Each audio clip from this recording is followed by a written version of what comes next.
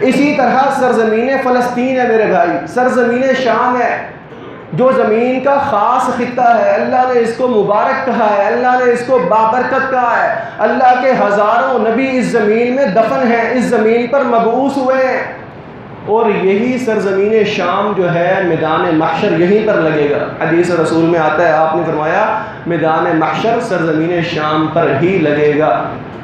آپ نے فرمایا کہ زمین پر کئی ایسے لوگ ہوں گے، کئی ایسے لشکر ہوں گے جو جہاد کریں گے کافروں کے خلاف۔ صحابہ کرام نے پوچھا اللہ کے رسول آپ ہمیں کیا نصیحت کرتے ہیں، ہم کس لشکر میں شامل ہوں؟ آپ نے فرمایا کہ جند الشام، جو سرزمین فلسطین پر، جو شام پر لشکر موجود ہوگا نا وہ حق پر ہوگا، اللہ اسے غلبہ دے گا، تم اس لشکر میں شامل ہو جانا۔ ہر قسم کی حمد و ثنا اللہ رب العالمین کے لیے، لا تعداد بے شمار بے حد و حساب، درود و سلام جناب سید الاولین والآخرین، سید الانبیاء والمرسلین، شفیع المذنبین، رحمت للعالمین، امام المجاہدین، سید ولد آدم، جناب سیدنا محمد الرسول اللہ صلی اللہ علیہ وعلی آلہ وسلم کی ذات گرامی و اقدس و مقدس و مطہر و اعلیٰ و بالا پر آج کل فلسطین کا معاملہ، سرزمین فلسطین اور وہاں پر قابض یہودی، ہر کہیں یہی مسئلہ ڈسکس ہو رہا ہے، اسی پر گفتگو ہو رہی ہے۔ اسی حوالے سے چند گزارشات کرنا مقصود ہے تاکہ ہم یہ بات سمجھ سکیں کہ آیا سرزمین فلسطین کی تاریخی حیثیت کیا ہے، بیت المقدس کی تاریخی حیثیت کیا ہے، یہ جو زمین کا خطہ اور ٹکڑا ہے جس کو فلسطین کہا جاتا ہے، جو شام کی زمین کا حصہ ہے، اس پر حق مسلمانوں کا ہے یا کہ یہودیوں بنی اسرائیل کا ہے؟ اس بات کو سمجھنے کے لیے اللہ کی توفیق سے بڑے ہی اختصار کے ساتھ خلاصہ آپ کی پیش نظر کرتا ہوں، اللہ ہم سب کو سمجھنے کی توفیق عطا فرمائے۔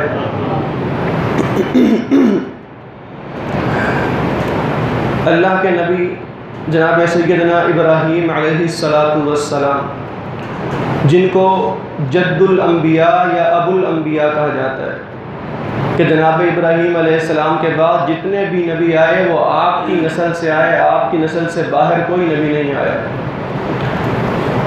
ابراہیم علیہ السلام کو اللہ نے حکم دیا تھا کہ وہ شام کی طرف ہجرت کر کے چلے جائیں، یہ سرزمین فلسطین جو ہے یہاں پر ہجرت کر کے چلے جائیں۔ جناب ابراہیم علیہ السلام اللہ کے حکم سے سرزمین شام میں فلسطین میں پہنچتے ہیں۔ اللہ نے آپ کو دو بیٹے دیے، ایک کا نام جناب اسماعیل علیہ السلام تھا اور دوسرے کا نام جو ہے وہ جناب اسحاق علیہ السلام تھا۔ اب اللہ رب العالمین کے حکم سے سیدنا ابراہیم علیہ السلام نے اپنے بیٹے اسماعیل کو جہاں پر آج خانہ کعبہ ہے، بیت اللہ ہے، مسجد حرام ہے، وہاں پر چھوڑ دیا۔ وہ پورا واقعہ ہم بڑی عید پر سنتے ہیں، ہمیں یاد ہوتا ہے کہ حضرت اسماعیل اور ان کی والدہ سیدہ ہاجرہ کو وہاں پر چھوڑ دیا، وہ سارا لمبا واقعہ ہے۔ لیکن جو جناب ابراہیم علیہ السلام کے دوسرے بیٹے تھے اسحاق علیہ السلام، وہ سرزمین فلسطین میں ہی رہے، سرزمین شام میں رہے۔ اب جناب اسحاق سے آگے نبوت کا سلسلہ جاری ہوا اور سارے نبی حضرت عیسیٰ علیہ السلام تک جتنے بھی اللہ کے نبی اور رسول آئے وہ سارے جناب اسحاق کی اولاد میں سے آئے، اور جو محمد الرسول اللہ صلی اللہ علیہ وسلم تھے وہ جناب اسماعیل علیہ السلام کی اولاد میں سے مکہ المکرمہ میں آئے۔ اب جناب اسحاق علیہ السلام کی جب نسل آگے چلی تو ان میں سے پہلے بیٹے کا نام تھا یعقوب علیہ السلام۔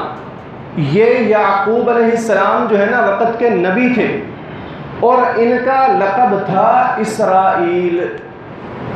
یہ اسرائیل اللہ کے نبی جناب یعقوب جو اسحاق کے بیٹے، اسحاق جو ابراہیم کے بیٹے، تو جناب یعقوب کا لقب تھا اسرائیل۔ اللہ نے اس جناب سیدنا یعقوب کو 12 بیٹے دیے۔ یعقوب علیہ السلام کو اللہ نے 12 بیٹے دیے۔ اب ان بیٹوں کا نام تھا بنی اسرائیل، کہ اسرائیل کے بیٹے، کیونکہ اسرائیل ان کے والد کا لقب ہے، اور 12 بیٹے ہیں، ان سے آگے نسل اور خاندان چلی ہے، اور اس پورے خاندان میں اللہ کے نبی آتے ہی رہے ہیں، اس لیے اس خاندان کو بنی اسرائیل کہا جاتا ہے۔ تو یہ بات میرے خیال سے سمجھ میں آ گئی ہوگی کہ جناب اسحاق علیہ السلام سے لے کر جناب عیسیٰ علیہ السلام تک نبوت جو ہے وہ بنی اسرائیل میں رہی ہے۔ بنی اسرائیل سے باہر کوئی نبی نہیں آیا۔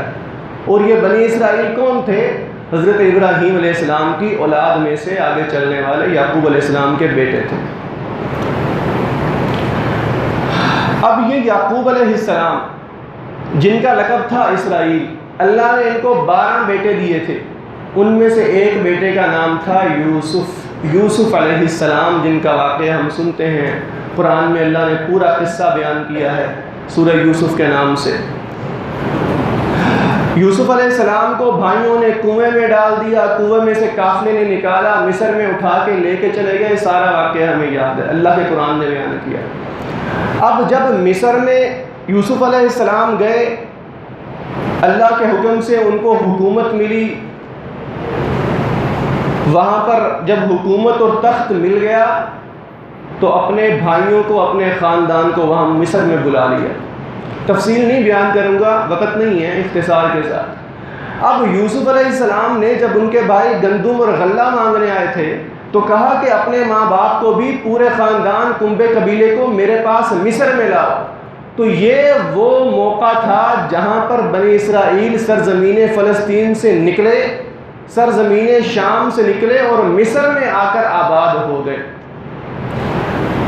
اب مصر میں جناب یوسف علیہ السلام کی حکومت تھی، اللہ نے غلبہ دیا ہوا تھا۔ اب مصر میں یوسف علیہ السلام کتنے سال تک بادشاہ رہے یا کتنے سال تک حکومت بنی اسرائیل کے پاس رہی، یہ قرآن بیان نہیں کرتا، نہ ہی حدیث رسول میں اس کا ذکر ہے، نہ ہی کسی مستند تاریخ میں اس کا ذکر ہے۔ یہ اللہ ہی جانتا ہے کتنے سال تک بنی اسرائیل کے پاس حکومت رہی اور ان کے اچھے دن تھے۔ لیکن بہرحال پھر مصر میں دن بدلے، اور جو مصر کا بادشاہ فرعون ہوا کرتا تھا اس نے بنی اسرائیل کو اپنا غلام بنا لیا۔ یہاں تک بات واضح ہے۔ اب جب فرعون نے بنی اسرائیل کو اپنا غلام بنایا، اللہ کے حکم سے جناب سیدنا موسیٰ علیہ السلام پیدا ہوئے۔ اب لمبا واقعہ، اللہ رب العالمین نے موسیٰ علیہ السلام کو حکم دیا کہ بھائی بنی اسرائیل کو نا یہاں سے نکال کر واپس سرزمین شام میں لے کر جاؤ، یہاں فرعونیوں کے چنگل سے نکال کر انہیں واپس فلسطین لے کر جاؤ۔ تو موسیٰ علیہ السلام نے اپنی قوم کو نکالا، وہ آپ جانتے ہیں فرعون پیچھے سے آیا، اللہ نے فرعون کو دریائے نیل میں غرق کر دیا۔ تو بہرحال موسیٰ علیہ السلام اپنی اس قوم بنی اسرائیل کو لے کر جب سرزمین شام میں پہنچے، جب سرزمین فلسطین کے قریب پہنچے نا، تو اللہ رب العالمین نے واقعہ سورہ مائدہ میں 6 سپارے میں بیان کیا ہے۔ موسیٰ علیہ السلام نے اپنی قوم سے کہا کہ وَإِذْ قَالَ مُوسَىٰ لِقَوْمِهِ يَا قَوْمِ اذْكُرُوا نِعْمَةَ اللَّهِ عَلَيْكُمْ إِذْ جَعَلَ فِيكُمْ أَنْبِيَاءَ وَجَعَلَكُمْ مُلُوكًا۔ اے میری قوم بنی اسرائیل، ذرا اللہ کی نعمتوں کو تو یاد کرو، اللہ نے تم میں کتنے نبی بھیجے ہیں، اللہ نے تمہیں بادشاہت دی ہے، اللہ نے تمہارے اوپر آسمان سے من و سلوہ اتارا تھا، اللہ نے طرح طرح کی نعمتیں کی تھیں۔ اور یہ بنی اسرائیل جو تھے اللہ کی بڑی محب ترین، بڑی اچھی قوم تھی۔ الگ بات ہے کہ ان میں بغاوت بہت تھی۔ اب موسیٰ علیہ السلام نے جب مصر سے نکال کر قوم کو فلسطین لا رہے تھے نا، تو لازمی بات ہے کہ اس ٹائم فلسطین میں کوئی اور لوگ تھے کوئی اور قوم رہتی تھی تو موسیٰ علیہ السلام نے بنی اسرائیل سے کہا کہ یا قوم ادخلوا الارض المقدسۃ التی کتب اللہ لکم، اے میری قوم کے لوگوں، یہ سامنے ارض مقدسہ ہے، مقدس زمین ہے۔ یہ جو سرزمین فلسطین ہے نا، بڑی مقدس زمین ہے، آگے جا کر بیان کروں گا۔ کہا کہ میری قوم یہ مقدس سرزمین ہے، فلسطین کا علاقہ ہے، ارض شام ہے، یہاں داخل ہو جاؤ۔ اب داخلے سے مراد کیا تھا؟ بھائی اپنی تلواریں اور اسلحہ پکڑ لو، یہ جو قوم رہتی ہے ان سے جہاد کرو، مشرکین رہتے ہیں، اللہ اس جہاد کے بدلے میں تمہیں فتح دے گا اور تم ان پر غالب آ جاؤ گے۔ لیکن بنی اسرائیل کے ایسے منحوس لوگ تھے، کیا کہتے ہیں؟ کہتے ہیں یا موسیٰ ان فیہا قوما جبارین، اور موسیٰ بڑے سخت لوگ یہاں پر رہتے ہیں، بڑے طاقتور لوگ رہتے ہیں، انا لن ندخلها، بھئی ہم تو نہیں جائیں گے، ہم تو جہاد نہیں کریں گے۔ ہاں موسیٰ ایک بات ہے، کہا کہ کیا کرو موسیٰ؟ فَاذْهَبْ أَنْتَ وَرَبُّكَ فَقَاتِلَا إِنَّا هَاهُنَا قَاعِدُونَ، موسیٰ تو بھی جا، اپنے رب کو بھی لے کر جا اور ان سے جہاد کرو، قتال کرو، جب تمہیں غلبہ مل گیا نا، فتح مل گئی تو پھر ہم بھی آ جائیں گے۔ تو یہ بنی اسرائیل تھے۔ ایک بات ویسے ہی ذہن میں آ گئی، اب جب بنی اسرائیلیوں کو اللہ نے حکم دیا نا کہ فلسطین میں داخل ہو جاؤ جہاد کر کے، تو کیا جواب دیا کہ موسیٰ تو جا، تیرا رب جائے، ہم نہیں لڑنے والے، ہم بزدل لوگ ہیں۔ تو جب نبی کریم صلی اللہ علیہ وسلم نے نا جنگ بدر کے موقع پر 313 صحابہ تھے، اور ٹوٹل 313 بھی نہیں تھے، اگر ہم ڈیٹیل سے پڑھیں نا 307 یا 8 تھے، باقی صحابہ دیگر مسائل میں تھے۔ بہرحال یہ 313 لوگ تھے، مقابلے میں 1000 کا لشکر کفار کا تھا، اور رسول اللہ صلی اللہ علیہ وسلم نے نا انصار کے سردار کو بلا کر مشورہ کیا تھا اپنے خیمے میں کہ مجھے بتاؤ، مقابلے میں 1000 ہیں، ہم 313 ہیں، تلواریں کسی کے پاس بھی نہیں ہیں، لڑنے کے لیے گھوڑے کوئی نہیں ہے، کھانے پینے کو کچھ بھی نہیں ہے، کیا لڑنے کے لیے تیار ہو، میرے ساتھ چلو گے؟ تو انصار صحابی جو انصار کے سردار تھے نا، انہوں نے بڑا تاریخی جملہ کہا تھا، کہا اللہ کے نبی اگر آپ ہمیں حکم دینا تو ہم تو سمندر میں گھوڑے اتارنے کو تیار ہیں، یہ کون سی بات ہے ان سے لڑنا؟ تو جب مسلمان خواہ تعداد میں کم بھی ہوں، اللہ پر توکل ہونا، تاریخ بتاتی ہے کہ اللہ مسلمانوں کو غلبہ دے دیتا ہے، اللہ مسلمانوں کو قوت اور فتح دے دیتا ہے۔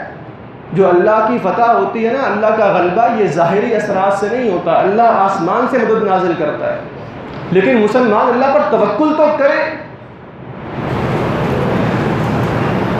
بہرحال میں اپنی بات کو آگے چلاتا ہوں۔ اب جب موسیٰ علیہ السلام نے بنی اسرائیل سے کہا کہ بھائی فلسطین میں داخل ہو جاؤ، بنی اسرائیلیوں نے انکار کر دیا۔ اللہ رب العالمین نے 40 سال بنی اسرائیل کو سزا دی، وہیں میدان تیہ میں، جس کو صحرائے سینا کہا جاتا ہے، وہیں ذلیل ہوتے رہے 40 سال تک، پھرتے رہے، اللہ نے فلسطین میں داخلے کا موقع نہیں دیا۔ ان 40 سالوں میں جناب ہارون علیہ السلام فوت ہو گئے، جناب سیدنا موسیٰ علیہ السلام فوت ہو گئے۔ ان کے بعد جو نئی نسل آئی، جنہوں نے آزادی کو دیکھا تھا، جو نئی نسل آئی اللہ کو ماننے والے تھے، تو جناب یوشع بن نون کی قیادت میں انہوں نے ان علاقے والوں سے جہاد کیا، جو قوم فلسطین میں رہتی تھی ان سے جہاد کیا، اللہ نے غلبہ دیا، تو بنی اسرائیل دوبارہ فلسطین میں پہنچے۔ تو بہرحال یعنی بنی اسرائیل فلسطین سے نکلے کیسے؟ جناب یوسف علیہ السلام کے حکم پر مصر آئے، اور موسیٰ علیہ السلام کا یہ سارا واقعہ کہ دوبارہ فلسطین میں پہنچ گئے۔ اب کیا ہوا اس کے بعد میرے بھائی؟ اللہ رب العالمین نے سورہ بنی اسرائیل میں یہ واقعہ بیان کیا کہ سبحان الذی اسری بعبدہ لیلا من المسجد الحرام۔ اللہ نے بنی اسرائیل سے کہا تھا کہ بنی اسرائیل والو، اللہ نے یہ بات لکھ دی ہے کہ تم زمین میں 2 بار بڑا فساد کرو گے، یعنی اللہ کی بڑی بغاوت کرو گے، 2 مرتبہ، جو زیادہ خاص بغاوت ہے، زیادہ بڑی بغاوت کرو گے، اور اس کے بدلے میں اللہ تمہارے اوپر دشمن کو مسلط کر دے گا۔ اللہ فرماتے ہیں فَإِذَا جَاءَ وَعْدُ أُولَاهُمَا بَعَثْنَا عَلَيْكُمْ عِبَادًا لَنَا أُولِي بَأْسٍ۔ جب پہلی باری آئی نا، بنی اسرائیل نے اللہ کی بغاوت کی، اللہ نے جنگجو مسلط کر دیے۔ یہ جنگجو کون تھے تاریخ میں کہیں محفوظ نہیں ہیں، جتنی بھی باتیں بتائی جاتی ہیں وہ غیر محفوظ ذرائع ہیں۔ بہرحال وہ جنگجو بنی اسرائیل پر مسلط ہوئے، انہوں نے بنی اسرائیل کو فلسطین سے باہر نکال مارا اور خود فلسطین میں قابض آ گئے۔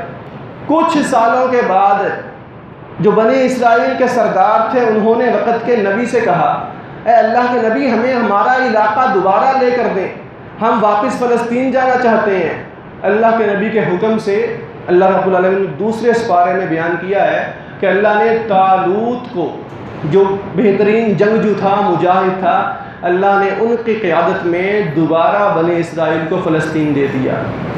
اب بنی اسرائیل کو جب دوبارہ فلسطین ملا، وہاں پر جناب سیدنا داؤد علیہ السلام نے 40 سال حکومت کی، مسجد اقصیٰ کو تعمیر کیا۔ جناب سیدنا سلیمان علیہ السلام جو داؤد کے بیٹے تھے، انہوں نے پھر 40 سال حکومت کی، جنہوں نے مسجد اقصیٰ کی تعمیر مکمل کی۔ تو مسجد اقصیٰ کی تعمیر جناب سیدنا داؤد علیہ السلام نے شروع کی تھی اور جناب سیدنا سلیمان علیہ السلام نے مکمل کی۔ اب اس واقعے کے بعد بنی اسرائیل کا دوبارہ وقت آیا کہ انہوں نے دوبارہ اللہ کی بغاوت کی۔ اللہ فرماتے ہیں فَإِذَا جَاءَ وَعْدُ الْآخِرَةِ لِيَسُوءُ وُجُوهَكُمْ، جب تم نے دوسری مرتبہ اللہ کی بغاوت کی تھی نا، اللہ نے پھر اپنے بندوں کو بھیجا، انہوں نے تمہارے چہروں کو بگاڑ دیا اور تمہیں سرزمین مقدس سے باہر نکال دیا۔ تو یہاں سے ایک بات سمجھ آتی ہے کہ اللہ جب کسی قوم پر رحمت کرتا ہے نا، انہیں کوئی علاقہ دیتا ہے، جب وہ قوم والے اللہ کی بغاوت کر دیں تو اللہ وہ علاقہ ان سے لے بھی لیتا ہے، اللہ کا عذاب بھی آتا ہے۔ اب اس کے بعد میرے بھائیوں یہاں تھوڑا سا غور کرنے کی بات ہے۔ اب اس کے بعد بنی اسرائیل سے کیا ہوا، یہودیوں سے کیا ہوا، تاریخ میں کہیں محفوظ نہیں ہے۔ جب جناب محمد الرسول اللہ صلی اللہ علیہ وسلم آئے، آپ کی ولادت ہوئی، بلکہ آپ سے پہلے جب جناب سیدنا عیسیٰ علیہ السلام آئے، اس ٹائم بھی یہودی بنی اسرائیل والے اسرائیل میں نہیں، یعنی سرزمین فلسطین میں نہیں تھے، بلکہ وہاں پر رومی ہوتے تھے جو مشرک تھے، جنہوں نے بعد میں دین عیسائیت قبول کر لیا۔ جناب عیسیٰ علیہ السلام کے بعد جب جناب محمد الرسول صلی اللہ علیہ وسلم آئے، آپ کی آمد کے وقت بھی سرزمین فلسطین پر یہودی آباد نہیں تھے، بنی اسرائیل آباد نہیں تھے، بلکہ کون تھے؟ عیسائی رہتے تھے، عیسائی تھے۔ تو اس لیے جو اسرائیل والے کہتے ہیں کہ یہ ہمارا حق ہے، اور تمہارا حق تو ہے ہی نہیں، تم سو نہ جانے کتنے ہزار سالوں سے اس سرزمین سے نکالے گئے ہو۔ تو جناب تو نبی کریم صلی اللہ علیہ وسلم کے دور میں یہ یہودی کہاں پر تھے؟ چند مدینہ میں تھے، چند خیبر میں رہتے تھے، چند قبیلے دنیا میں پھیلے ہوئے تھے۔ اور رسول اللہ صلی اللہ علیہ وسلم نے فرمایا تھا کہ بھائی میری وفات کے بعد ان یہودیوں کو جزیرہ عرب سے نکال دینا۔ تو ان یہودیوں نے غداری کی، صحابہ اکرام کو قتل کیا۔ جناب سیدنا عمر فاروق نے ان یہودیوں کو مدینہ منورہ سے نکال دیا، جزیرہ عرب سے نکال دیا۔ اور حضرت عمر رضی اللہ تعالیٰ عنہ کے زمانے میں ہی آپ نے بیت المقدس کو فتح کیا۔ بیت المقدس کی چابیاں عیسائیوں نے حضرت عمر کے حوالے کی تھی۔ جو دنیا کے بڑے بڑے باتیں کرنے والے بیٹھے ہیں نا، امریکہ اور اس کے ہواری پٹھو، اگر یہ تاریخ کا مطالعہ کریں نا تو ان کو بتانا چاہیے کہ تمہارے بڑوں نے تو خود ہی ہمارے حوالے چابیاں کی تھیں بیت المقدس کی، اور تمہارے بڑوں نے تو خود ہی اپنی انجیل کو پڑھ کے بتایا تھا کہ یہ مسلمانوں کا حق ہے، اور جناب سیدنا عمر فاروق کے حوالے بیت المقدس کر دیا تھا۔ تو بہرحال مسلمانوں کے جب اعمال خراب ہوتے ہیں، برباد ہوتے ہیں، اللہ نے دوبارہ عیسائیوں کو فلسطین پر قبضہ دیا۔ اور پھر اس کے بعد صلاح الدین ایوبی، اللہ کا مجاہد بندہ، اللہ آج بھی کوئی ایوبی پیدا کر دے۔ دوبارہ صلاح الدین ایوبی نے آ کر ان عیسائیوں کو سمندر میں غرق کیا، ڈبویا اور بیت المقدس حاصل کر لیا۔ مسلمانوں کو دوبارہ بیت المقدس پر غلبہ ملا۔ اب اس کے بعد یہ تاریخ چلتی چلتی اللہ نے ہر دور میں ان یہودیوں پر کوئی نہ کوئی عذاب مسلط کیا، اور ماضی قریب میں اللہ نے ہٹلر کو ان کے اوپر مقرر کیا کہ اس نے ان کے پشتوں کے پشتے لگا دیے، اس نے تاریخی طور پر ان کا قتل عام کیا، دنیا کو بتانے کے لیے کہ یہ قوم امن کے قابل ہے ہی نہیں، یہ دنیا میں رہنے کے قابل لوگ ہی نہیں ہیں، یہ شرارتی لوگ ہیں۔ تو بہرحال 1947 سے کچھ عرصہ قبل، میرے خیال میں، میرے مطالعے کے مطابق 1917 میں دوبارہ ان یہودیوں نے سرزمین فلسطین پر قبضہ کرنے کی مہم بنائی اور 1947 میں اپنی کنٹری کو ڈکلیئر کیا کہ جس کنٹری کو ہم لوگ ایکسیپٹ نہیں کرتے اور تا قیامت ایکسیپٹ نہیں کریں گے انشاءاللہ۔ اب میرے بھائی 1947 میں دوبارہ یہ یہودی جو ہیں آ کر اسرائیل، جس کو اسرائیل اپنا ملک کہتے ہیں، یہ اسرائیل نہیں ہے اور ہم بھی اس کو اسرائیل بولتے ہیں، حالانکہ اس کو اسرائیل نہیں بلکہ مقبوضہ فلسطین بولنا چاہیے۔ یہ مقبوضہ فلسطین ہے، اسرائیل کنٹری نہیں ہے۔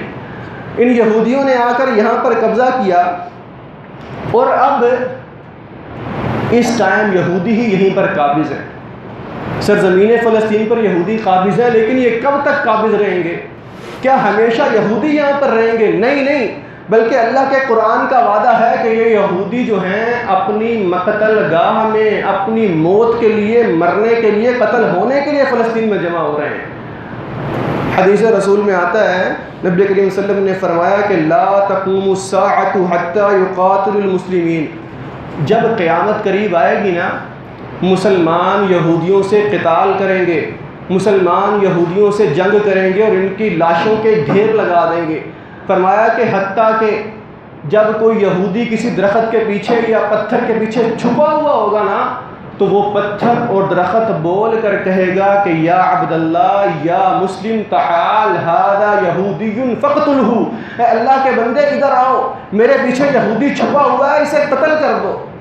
تو یہ قیامت کی نشانیوں میں سے ہے کہ یہودی جو ہیں ان کا خاتمہ ہو جائے گا، سرزمین فلسطین جو ہے وہ ان سے پاک ہو جائے گی۔ اور اللہ رب العالمین نے بھی نا ایک اور بات بتا دوں، اب ٹائم بھی ختم ہو گیا ہے، یہ سرزمین فلسطین جو ہے نا کوئی عام زمین نہیں ہے، جس طرح پوری دنیا ہے اس زمین کے ٹکڑے کی وہ حیثیت نہیں ہے۔ جس طرح سرزمین مکہ المکرمہ ہے، مسجد حرام ہے، بیت اللہ ہے، یہ مسلمانوں کا قبلہ اور کعبہ ہے، یہ سب سے افضل ترین زمین کا خطہ ہے، یہ حرم ہے، حرم مکی ہے۔ اب یہاں کل کوئی اٹھ جائے اور دعویٰ کرے کہ یہ سرزمین مکہ جو ہے ہماری ہے، تو قطعاً کوئی اس بات کو ماننے کے لیے تیار نہیں، یہ اللہ رب العالمین کی خاص زمین کا خطہ ہے۔ اسی طرح سرزمین فلسطین ہے میرے بھائی، سرزمین شام ہے، جو زمین کا خاص خطہ ہے، اللہ نے اس کو مبارک کہا ہے، اللہ نے اس کو بابرکت کہا ہے، اللہ کے ہزاروں نبی اس زمین میں دفن ہیں، اس زمین پر مبعوث ہوئے ہیں، اور یہی سرزمین شام جو ہے میدان محشر یہیں پر لگے گا۔ حدیث رسول میں آتا ہے، آپ نے فرمایا میدان محشر سرزمین شام پر ہی لگے گا۔ تو یہ سرزمین شام جو ہے اس پر یہودی قطعاً کوئی بھی دعویٰ نہیں کر سکتا کہ یہ ہماری ہے، نہیں، بلکہ یہ کس کی ہے؟ یہ اللہ کی زمین ہے، اور اللہ جس کو چاہتا ہے اپنی زمین کی الاٹمنٹ کر دیتا ہے۔ قرآن مجید میں اللہ مالک فرماتے ہیں وَلَقَدْ كَتَبْنَا فِي الزَّبُورِ مِن بَعْدِ الذِّكْرِ أَنَّ الْأَرْضَ يَرِثُهَا عِبَادِيَ الصَّالِحُونَ، کہ ہم نے زبور کے اندر یہ بات لکھ دی تھی، ہم نے زبور میں بنی اسرائیل کو بتا دیا تھا کہ ان الارض یرثها عبادی الصالحون، ہم زمین کا وارث جو ہیں اپنے نیک بندوں کو بناتے ہیں۔ تو جو اللہ کی مانتے ہیں وہ بنی اسرائیل اپنے وقت میں مان لیں، اگر وہ صحیح دین پر ہوں تو اللہ انہیں سرزمین فلسطین دے گا۔ ایک اور بات، جب محمد الرسول صلی اللہ علیہ وسلم جب آپ کو معراج ہوئی تو آپ کہاں پر تھے؟ مکہ المکرمہ تھے، مسجد حرام میں تھے، جو سرزمین کا سب سے افضل ترین خطہ ہے۔ تو اللہ رب العالمین چاہتا تو اپنے نبی کو یہیں سے آسمانوں پر لے جاتا، لیکن نہیں، پہلے پیارے پیغمبر کو مسجد حرام سے مکہ سے لے کر مسجد اقصیٰ تک کا سفر کروایا گیا۔ زمینی سفر کیوں کروایا گیا؟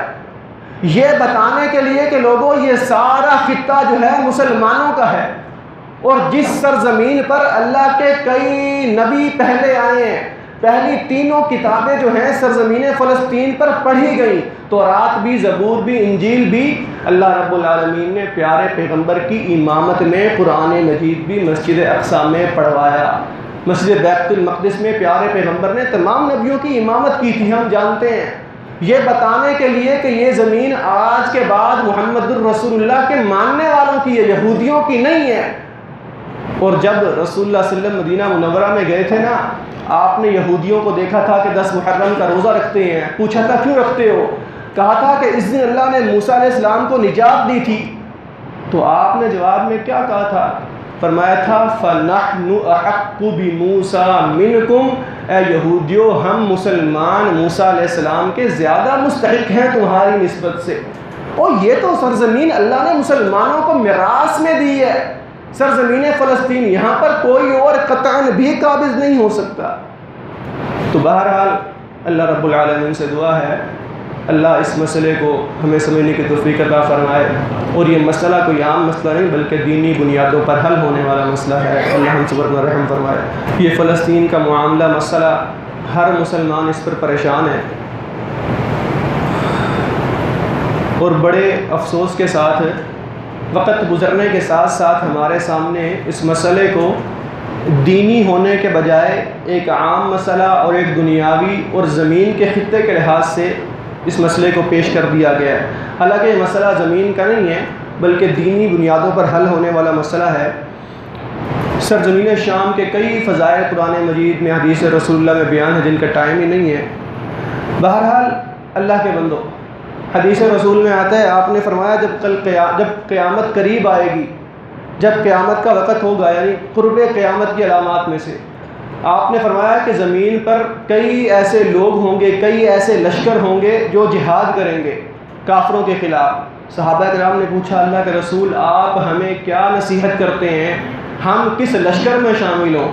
آپ نے فرمایا کہ جند الشام، جو سرزمین فلسطین پر، جو شام پر لشکر موجود ہوگا نا وہ حق پر ہوگا، اللہ اسے غلبہ دے گا، تم اس لشکر میں شامل ہو جانا۔ اب اس مسئلے کا حل کیا ہے؟ اس پر لمبی لمبی ڈیبیٹس ہوتے ہیں، یو این او کبھی اس مسئلے کو حل کرنے والا ہے ہی نہیں، نہ ہی جو مسلمانوں کی آئی او سی ہے وہ اس مسئلے کو حل کر سکتی ہے۔ اس مسئلے کے لیے بین الاقوامی طور پر تو ہونا یہ چاہیے کہ مسلم امہ متحد ہو۔ ہمارے اندر افسوس کی بات یہ ہے کہ قیادت ہے ہی کوئی نہیں، قائد بننے والا شخص ہے ہی کوئی نہیں۔ مسلم امہ کے حکمران اکٹھے ہوں، اپنا متفقہ موقف جو ہے وہ دنیا کے سامنے پیش کرے۔ اگر دنیا اس مسئلے کو نہیں سنتی تو ہم جہاد کی قوت سے، ہم طاقت کی قوت سے اس مسئلے کو حل کرنے پر تیار ہیں۔ اور پیارے پیغمبر محمد الرسول صلی اللہ علیہ وسلم کا فرمان ہے، آپ نے فرمایا تھا کہ الجہاد ماض منذ بعثنی اللہ الی ان یقاتل آخر هذه الامۃ الدجال، کہ اللہ نے مجھے تلوار دے کر بھیجا ہے اور جب تک میری امت کا آخری شخص دجال کو قتل نہیں کر دیتا یہ جہاد جاری اور ساری رہے گا۔ تو میرے بھائی بین الاقوامی طور پر تو اس کا یہی حل ہے کہ بڑے اکٹھے ہو کر بیٹھے اور اس مسئلے کا حل سوچیں۔ اسی طرح کشمیر کا مسئلہ ہے، اس کو بھی حل کیا جائے۔ ایک عام مسلمان جو ہے ہماری طرح، جس میں طاقت نہیں ہے، جو مجبور ہے، اللہ نے قوت نہیں دی، ہمارے کرنے کا کام کیا ہے؟ پہلی بات یہ ہے کہ ہم ان مسائل کی حقیقت کو جانیں، اپنی اولادوں کو، آنے والی نسلوں کو یہ بات بتائیں کہ بھائی یہ مسئلہ ہے کیا، اس کی حقیقت کیا ہے، ہمارا فلسطین سے دینی تعلق پر رشتہ کیا ہے۔ اور نمبر 2 یہ بات ہے، ہم لوگ پوری زندگی گزار دیتے ہیں انہی یہودیوں، عیسائیوں، امریکہ، یورپیوں کی پروڈکٹ کو استعمال کرتے کرتے پوری زندگی گزار دیتے ہیں۔ زندگی کے ہر شعبے میں ہمارے ہاں انہی کی پروڈکٹس موجود ہیں، ہمارے روپے کی بڑی بڑی معاشی قوتیں بن جاتی ہیں، بعد میں ہمارے اوپر ہی ظلم کرتے ہیں، مسلمانوں کا خون بہاتے ہیں اور ہم خالی بیانات، مذمتی بیان جاری کرتے ہیں۔ تو اللہ کے بندو عملی طور پر کرنے والا کام یہ ہے، ہر مسلمان کی غیرت ایمانی اس کو یہ سبق دیتی ہے کہ ہم قطعاً بھی کسی غیر مسلم کی پروڈکٹ یوز نہ کریں، ان کا بائیکاٹ کریں اور پوری زندگی کے لیے بائیکاٹ کریں، اپنی بنائی ہوئی پروڈکٹ کو یوز کریں تاکہ ہمارا روپیہ اور پیسہ جو ہے وہ ہمارے ملک کے کام آئے، اور ہمارا ملک جو ہے وہ معاشی طور پر جتنا مضبوط ہوگا اتنی ہماری بات سنی جائے گی۔ اگر ہم لوگ جو ہے وہ IMF کے ٹکڑوں پر پلیں گے تو ہماری بات میں کس کو سننا ہے، کون ہماری بات کو ترجیح دے گا؟ اسی طرح میرے بھائیوں، فلسطینیوں کے لیے دعا کرنا، انہیں اپنی دعاؤں میں یاد رکھیں، اور وہ تنظیمیں، وہ لوگ جو فلسطین میں رفاہی ادارے جا کر وہاں تعاون کرتے ہیں، وہاں پر رفاہی کام کرتے ہیں، ان کے ساتھ تعاون کریں۔ باہر چند لوگ موجود ہیں جنہوں نے چند دنوں میں فلسطین قافلہ جائے گا، اللہ ہم سب کو تعاون کرنے کی، عمل کرنے کی توفیق عطا فرمائے۔ اللہ مسلمانوں کے حالات پر رحم فرمائے، اللہ اہل فلسطین کی مدد فرمائے، جہاں کئی مسلمان مظلوم ہیں اللہ سب کی نصرت اور حمایت فرمائے۔ سبحان ربک رب العزت عما یصفون وسلام علی المرسلین والحمد للہ رب العالمین۔